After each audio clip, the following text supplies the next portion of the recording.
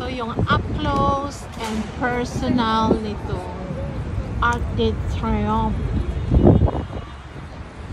Hindi ko alam kung ano talaga yung pronunciation. So, ayan. Sa gitna niya. Ang laki-laki. Ang taas-taas.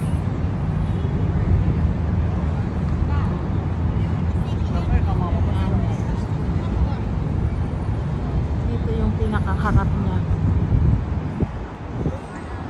Ang init lang ngayon. Dito sa Paris. Paris daw.